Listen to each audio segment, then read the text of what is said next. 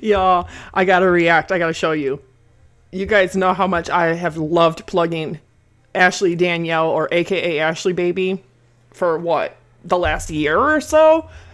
She's hilarious. I just love her, but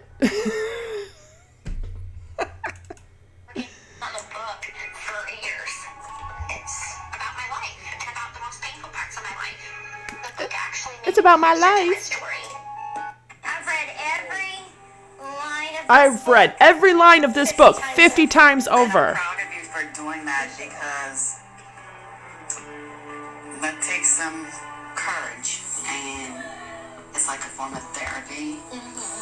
I think when people are going to read this, they'll have a much I think when people read this, they'll have a much better understanding. For somebody who ain't got no salivary glands, but let's jump into it, honey. Gypsy Rose worked on this book for years, honey. 3 years to be exact. She read that book 50 freaking times over. She talks about which chapters were really she did hard. not. No, she did not. Now this book, honey, she was like, I put all of it into it, all of my memories. Here we are, less than a year later, and she's like, oh, I have to go back, make some corrections. Now she's like, I based that book off of everybody else's input and some of what I think my memories are. This next one is absolutely insane, because I was here before she got out all of 2024, all of 2025, and I watched all of this.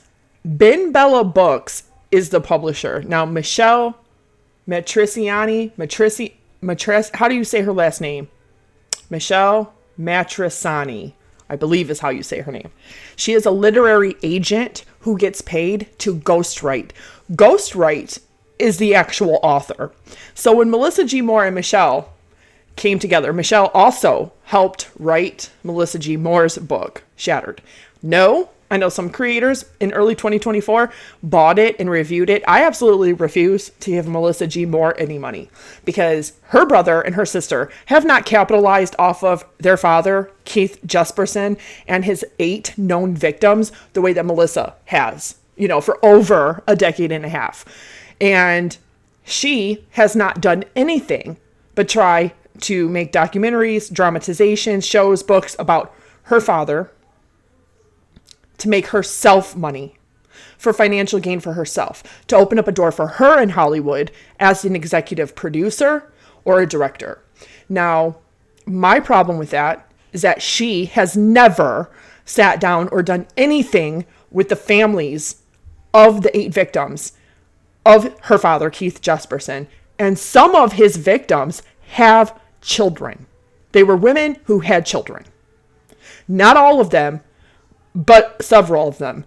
And I just think that that's really rude of her to do all this for financial gain for herself, not taking into consideration the victim. And that is everything that is wrong in true crime, is that the perpetrator has so much focus on them.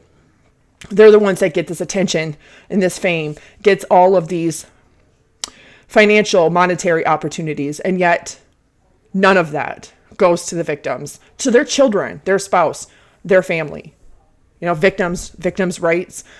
She hasn't advocated for that at all. She was about the age of 16 when her father was arrested, and she found out about her father's double life. Now, what's weird about that is that she had no idea anything about her father until after. It's not uncommon for serial killers. We've seen it with even the Green River Strangler, John Wayne Gacy. They all had, a wife or girlfriend with kids at one point. Keith Jesperson is another example where they have a completely BTK, bind, torture, kill. They have this double life. They are so good at separating their crimes away from their regular life with their wife, girlfriend, stepkids, kids. And Melissa G. Moore, when she was on Dr. Oz, tried to be, an executive producer or whatever with Dr. Oz, doing Dr. Phil, doing all these, she sits there and she does this crying about her dad. Did you ever consider, you lost your father, but you were 16. You have a brother and a sister, and you had your mother. And it must have come as a shock. But did you consider what those 8 women's children, spouses, parents, siblings, aunts, uncles, cousins, what they felt, what they think. And for somebody to do this for nearly 20 years is just absurd to me, trying to get famous and wealthy off of her father's notoriety. It is no different than what Gypsy Rose is doing, trying to get infamy, fame, wealthy off of her crime, off of killing her mother. Melissa G. Moore is no different. And she gave Gypsy every opportunity to be able to do exactly what she has always done. That's my problem. If she cared about true crime, if she cared about her dad's victims, she would have reached out to all of them. She would have done a documentary about them, about the lives of the women, the 8 women that Keith Jesperson had taken. But she wasn't interested in that. Interested in portraying herself as this person who had to help police identify her father's other victim and try to get him to confess to these other murders. La, la, la, la. No. The dramatized show that she had recently done about her, where Dennis Quaid plays her father, it's BS. It's as much BS as the act is to Gypsy Rose Blanchard. That's what that is.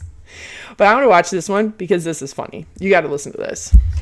After re-recording the audio version, which honestly, Lifetime kind of did me a disservice in not showing everything that was talked about. When I went into the recording studio and I realized that there was so many inconsistencies, I told Lifetime. I did a sit-down interview.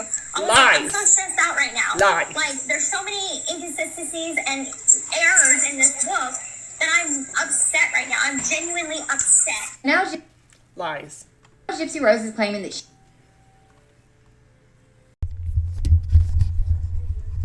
And yep, I was here for all of this.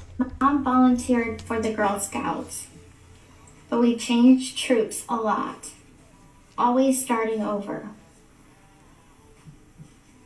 Because my exposure to anyone other than my mother was so limited, I had no idea that the way I lived was different or unusual. How could I? I attended school for 1 year, kindergarten. After that, Mama pulled me out to homeschool me. Except that was a lie. She didn't register me as a homeschooler. My mom volunteered for the Girl Scouts. Okay. When her book came out and she started doing press before her book was released on December 10th of 2024. Now remember, she came out with a book early in January of 2024 called Released: Conversations on the Eve of Freedom. She didn't even write that one. Same 2 people wrote it. The Melissa G. Moore and Michelle Matrisani is how I'm assuming you say her last name. If I botched that, please let me know. So everybody was reading the book. Some people got a copy of it. Some people were sharing the free PDF. Some people got it on Audible for free because you get 2 free credits every month for $14.99 with Audible. So that means you get 2 books for free, audiobooks. Now, they have since pulled, Audible has since pulled people who have purchased it, either of the books. They have pulled the audio version for whatever reason. I'm assuming because Gypsy had said that the edits, we know that the audiobook version, she actually, and Becca Scoops has gone over this, she glossed over an entire section where she has to admit to her chromosome, her rare chromosome disorder. I relate a lot to her as far as having a rare genetic disease because I have a rare inherited connective tissue disease. It's a genetic disease. I have Ehlers-Danlos syndrome, type 1 and type 2, and I have a severe form. All of my joints literally they dislocate. They pop out of alignment. Spine, hips, knees, ankles, all of it. So she skips over that entire part, but people started reading through the book. I started reading through the book. Okay. And noticed a lot of inconsistencies, a lot of lies. Now she's trying to blame Lifetime. Lifetime's not responsible for anything other than having cameramen there. And if you don't know, one of her cameramen, he's on Instagram. And I'm not going to give away too much, but he was one of the main cameramen throughout all of it, all of the Lifetime stuff. And he's on Instagram, and he has spoken to people before, from my understanding. And he's even bragged before about filming her show over on Instagram. All I'm going to say is that that's bullshit. This is why the CEO of A&E Network, which owns Lifetime, Hulu, Disney Plus, why they were reached out to in 2024, because she is a legal liability. Working with Gypsy Rose Blanchard is a legal liability. She is a liar. She is a convicted felon. She killed somebody. And then she did nothing still today for a whole decade, but lie about it for money. Any company that chooses to work with her, you're willing to take on that risk of that legal liability. And this is before Into the Weeds podcast were so grateful and put out for their Google Drive all of her emails that were obtained through a Freedom of Information Act request. Because when you are a prisoner, you are ward of the state. You're in custody of the state. Okay, so those emails came out in October of 2023. We now know that Gypsy was acting as a source directly with TMZ, but we know this happened because with the $50 million defamation suit that Johnny Depp had against his ex-wife Amber Heard in Fairfax, Virginia, okay, Morgan Tremaine, a former worker with TMZ, was going to go on the stand and testify. TMZ sent a lawyer all the way to Fairfax, Virginia from California to try and stop their former employee from testifying. Why? Because it was bombshell when he testified to the fact the only way they could have got that cell phone footage that Amber Heard took with her own phone of her husband's private residence, of her and him. How do you think they got that? That can't be leaked. It has to come directly from the source. Morgan Tremaine was testifying to that. TMZ, people are not stupid. We know that the celebrities are getting paid the money, okay, for the photo opportunities and for the video opportunities and meeting them at LAX and meeting them here at this restaurant and meeting them over here at this studio. We know that you work directly with the celebrity. And that's exactly what Gypsy Rose Blanchard did. And it was exposed to the CEO of A&E Network and Lifetime, but A&E Network owns Lifetime. The CEO was directly told and made aware of the fact that Gypsy Rose Blanchard broke her NDA, her non-disclosure agreement with Lifetime. The Prison Confessions of Gypsy Rose Blanchard aired on January 5th of 2024, a week after she got out. For almost 2 years prior to that, and at the end of the spring, early summer of 2022, they started filming and already working out the details because they didn't know if she was going to have to serve the full 10 years or if she would be granted parole, but they started catching some footage and working on the Prison Confessions of Gypsy Rose Blanchard. She gets granted parole, she gets out. She has another Lifetime show. Then she has a second season of that. We now know indefinitely, conclusively, that Gypsy Rose Blanchard was willing to break her own NDA with Lifetime, which was paying her more money than she's gotten on anything else, was paying her very handsomely for the 6-part docuseries for season 1 and season 2 of Gypsy Rose Life After Lockup, to be able to act as a source directly with TMZ. And we've all seen the email. I've done an entire video reading it. I've tagged TMZ. I have tagged Lifetime. I tagged the CEO of TikTok. I tagged the CEO of the A&E Network. They immediately dropped her from a third season or working with her. Hulu doesn't want to pick up her show or anything because not only were the ratings so bad after she had the baby, even the episode of her having the baby, the ratings were significantly lower than before. Turns out cheating and drama is fun and for viewership, but when you actually have a baby, you know, out of out of that adultery, people become very, very, disinterested. So it's crazy to me that she's trying to blame Lifetime. Lifetime's not the publisher. Ben Bella Books is. The two people that wrote it is Miss Melissa G. Moore and Michelle Matrosani. She is the literary agent. She has worked with Melissa G. Moore before on her book, Shattered. All they did was they took Gypsy's story from Gypsy. Gypsy would have text, email, phone conversations with them, and they did the layout of all of the words. Gypsy didn't even do the work of editing it. That's the problem, is that she's lied about that. If you went through every single line 50 times, you should have caught everything.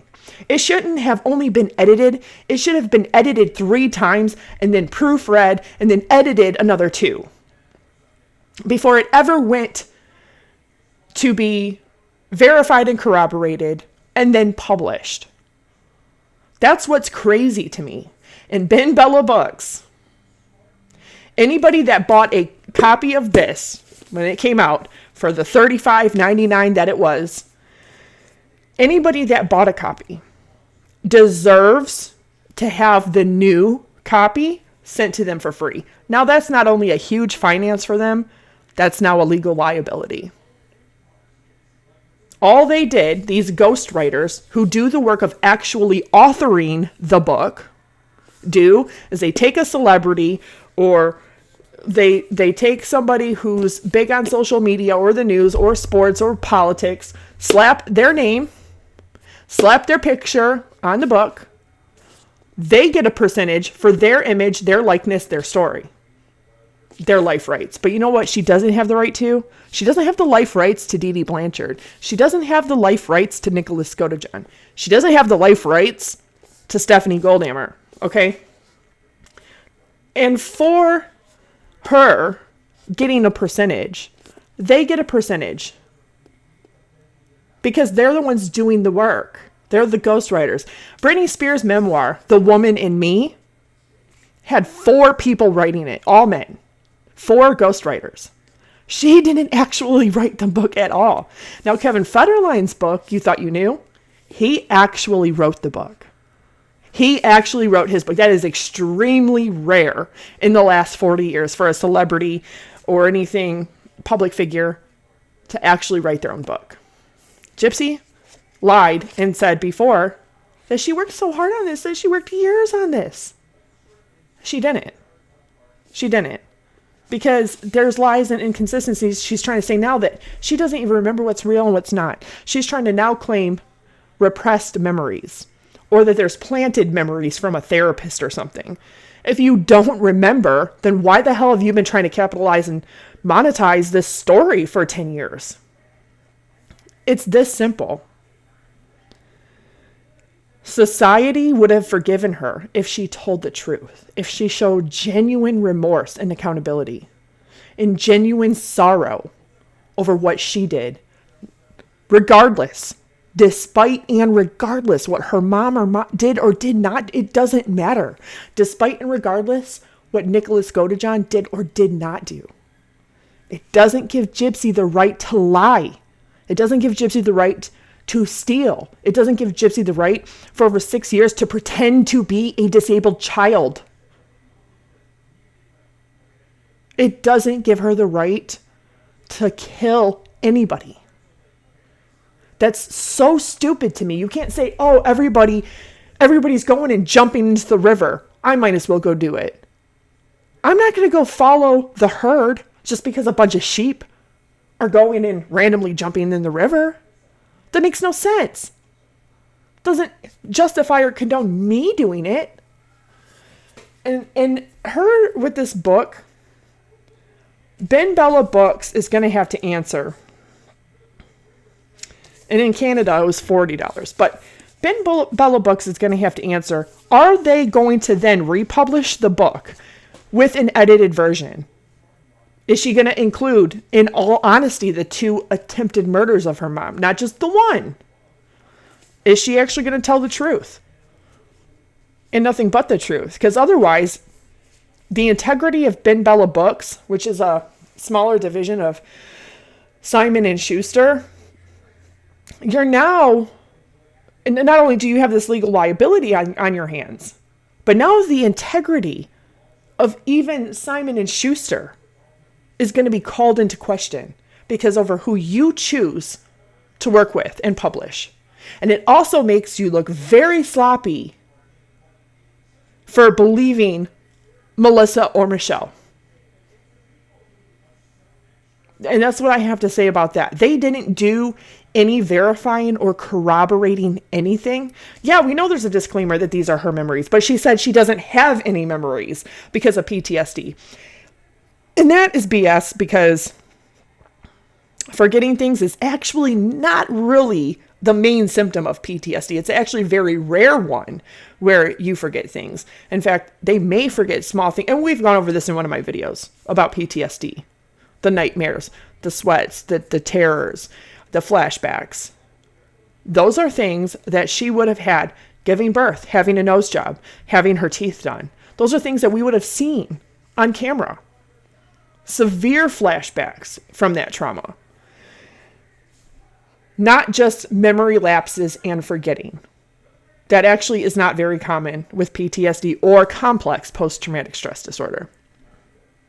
So her trying to claim that she can't remember certain things. Then why the hell did you write a whole book?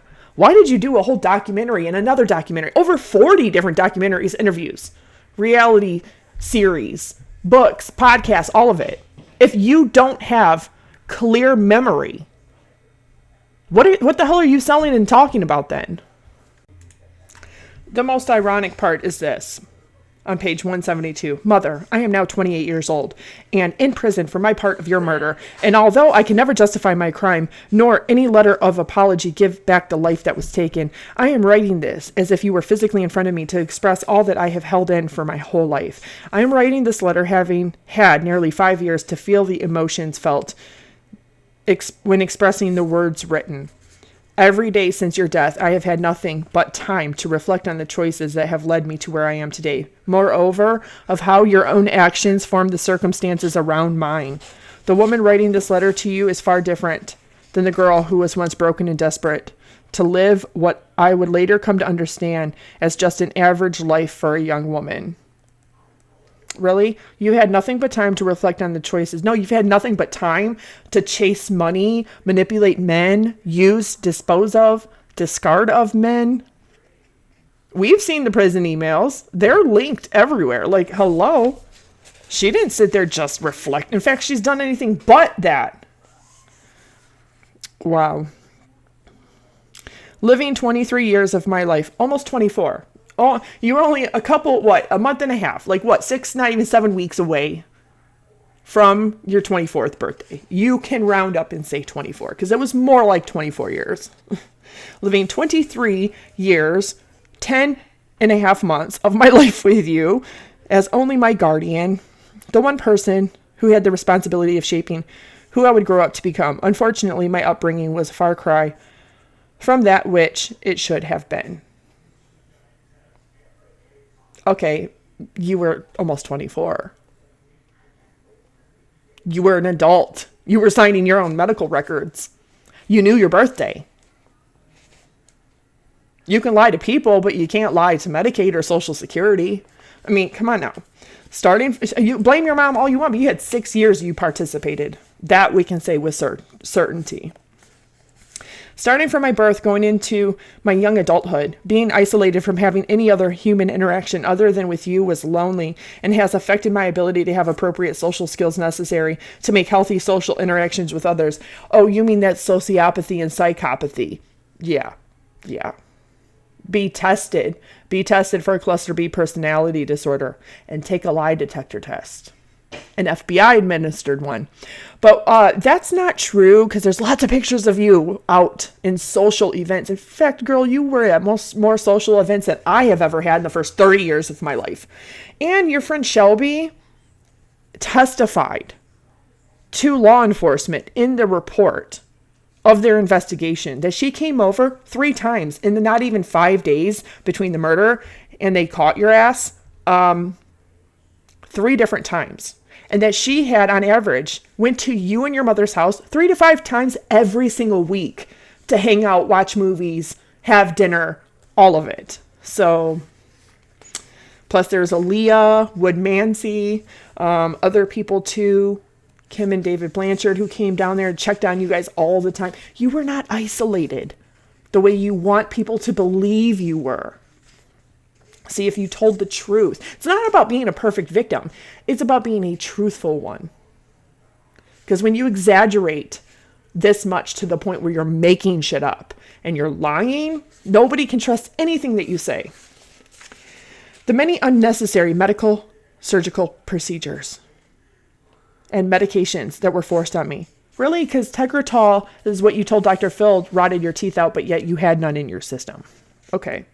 To treat illnesses that I did not have, left my body marked with scars, both physically and emotionally.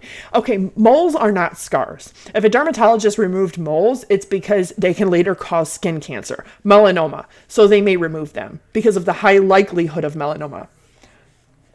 Having the submandibular glands removed in a surgery after 2.5 years of oral therapy, physical therapy, Botox injections, another oral medication, all failing, because of hypersalivation, and they took out 2, not all the hundreds of little ones or the other big ones. The muscle biopsy, unfortunately, it's a test. It's a test. A muscle biopsy is a test to test for muscular dystrophy and other muscular illnesses and diseases. Unfortunately, they have to make an incision to be able to obtain that muscle biopsy. So yes, that's going to leave a scar, unfortunately. Then there's the feeding tube scar, which is not a surgical procedure, but it is a medical procedure. And I found out recently from a lot of people, beautiful, wonderful people here on YouTube, that it's actually very common for people to change their own. And that they usually don't have to be sutured up. That you can actually just take it out and it starts to close up and heal pretty quick. So she goes on to say that your choice to not have me educated growing up has made it difficult to gain the appropriate level of education needed for a woman of my age. Keep blaming her instead of taking accountability and responsibility. There are over 17 different universities and programs that Chillicothe Women's Correctional Facility has. In fact, one woman at the age of 73 graduated with a college degree while serving life in Chillicothe. What is her excuse? She's too busy, instead of studying for her GED and it taken her 5 years to do it, which I am very happy that she did do it. Okay, that's one great thing to accomplish. If she wasn't so worried about pay pigs and writing pen pals and men and trying to get a future husband or boyfriend to take care of her ass financially, which is it's financial abuse. Let's just call it what it is. It's financial abuse. You guys don't believe in gender roles, right? You don't believe in being a trad wife. So you can't then try to force traditional gender roles on a man to financially be the caretaker and the provider, right? That's two things that don't, align.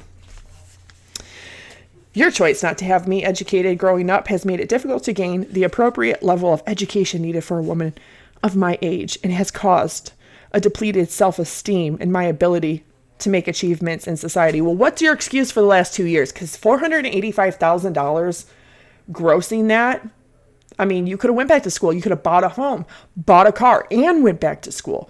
You could have done all of those things and started a college fund for your daughter. There was so much you could have done. You like hair. You could have went to cosmetology school with that money. While also, you could have probably got financial aid and grants and everything too. Who knows? There's lots of programs to re-enter prisoners into society as well. You didn't even check in any of that. You placated your PO till you got off, and that was it. When mentioning the overall lack of life experience that was withheld from me by your choice as my mother. No, once you're 18, you are an adult. You have the choice. You not only took away the normal experiences that shape an individual to be what they are or could be, but you made the choice to keep me from the best things in life that make life worth living as a youth. The innocent joy of having a first day of school, the fun of going to the mall with friends and buying a dress that would surely never pass your approval, the excitement of being asked to prom, the comfort of your embrace when getting my heart broken for the first time, the nerve of awaiting that college acceptance letter. These are all things that I was not able to experience.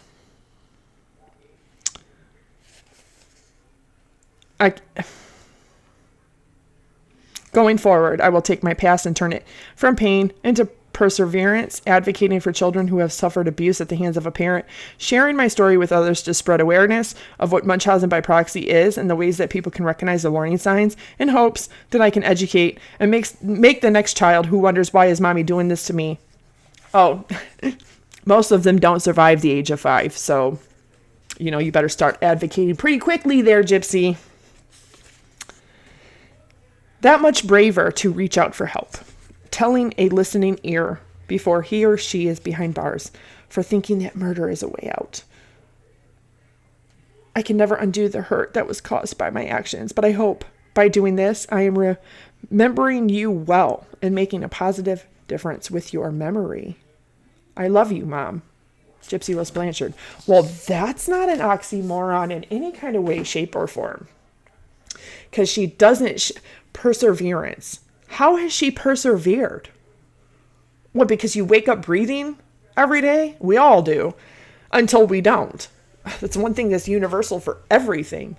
All life, all species. We're all going to be born and die, live and die. That you're advocating for others? What about the 4 different times throughout 2024 and 2025 you literally said, stop telling me to advocate. I'm not going to relive my trauma for you. What? After you are the one that said you wanted to advocate? And then you say, well, I tried to advocate. No, you tried to get paid $50,000 to go do speaking engagements. That wasn't about advocacy or humanitarianism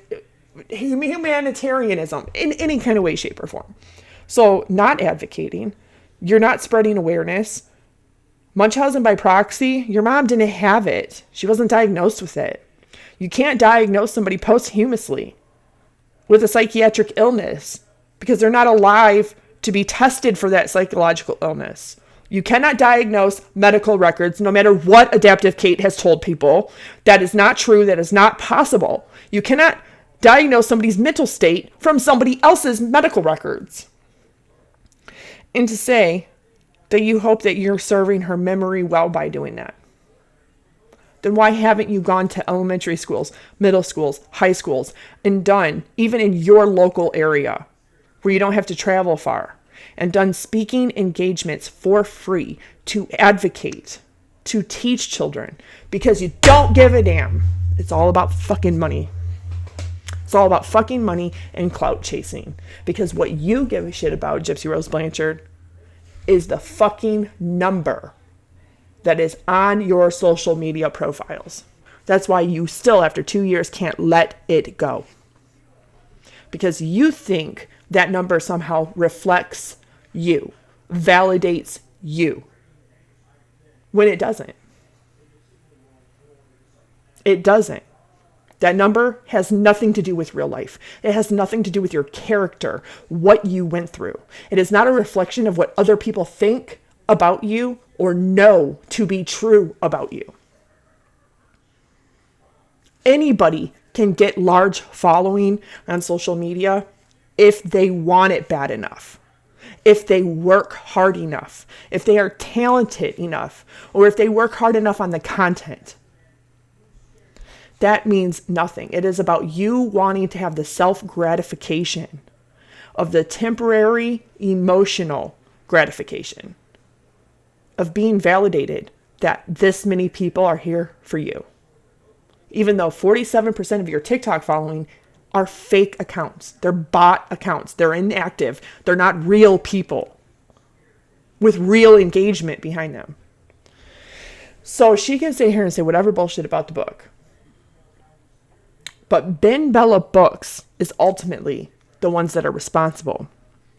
Second to that, Melissa G. Moore and Michelle Matriciani, however you say her name. how do you say this name? M-A-T, Matriciani. Matriciani is how I'm assuming you say it. Matriciani.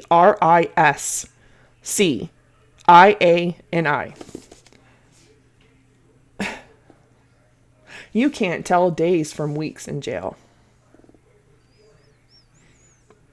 Yeah. And you know what's funny is that you should have spent your whole life there. And you didn't. And what do you do with that second chance?